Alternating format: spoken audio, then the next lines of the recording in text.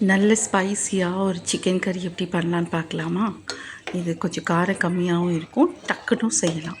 இதுக்கு நான் ஒரு 1/2 கேஜி சிக்கன் வந்து நல்லா வாஷ் பண்ணி எடுத்து வச்சுட்டேன். அப்புறம் ஒரு பெரிய வெங்காயம், ஒரு தக்காளியை ஜஸ்ட் கட் பண்ணி வச்சுட்டேன்.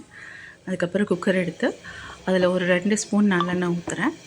ஊற்றிட்டு கொஞ்சம் நம்ம சின்ன வெங்காயம், கொஞ்சோண்டு இஞ்சி, கொஞ்சோண்டு வெள்ளைப்பூடு, இந்த 3ஐயும் வந்து பேஸ்ட்டாக நான் அரைச்சி வச்சுக்கிட்டேன். வச்சுட்டு நமக்கு எண்ணெய் காஞ்சதும் அதில் கொஞ்சோண்டு வெங்காயம் போட்டு அதில் நல்லா ப்ரௌனிஷாக வர வரைக்கும் வெயிட் பண்ணிவிட்டு தென் அதிலேயே தக்காளி போட்டாச்சு. தக்காளி போட்டு மல்லித்தலை போட்டுட்டு நான் கொஞ்சம் கரம் மசாலா சேர்க்குறேன், வீட்டில் அரைச்சது. அதுக்கப்புறம் அந்த இஞ்சி பூண்டு பேஸ்ட் வெங்காயம் இருந்தது இல்லையா, அந்த பேஸ்ட்டையும் போட்டு நல்லா மிக்ஸ் பண்ணிவிட்டேன். உங்களுக்கு இந்த கரம் மசாலா தேவைப்படுது அப்படின்னா நம்ம வீட்லேயே அரைச்சி கொடுக்கணும்.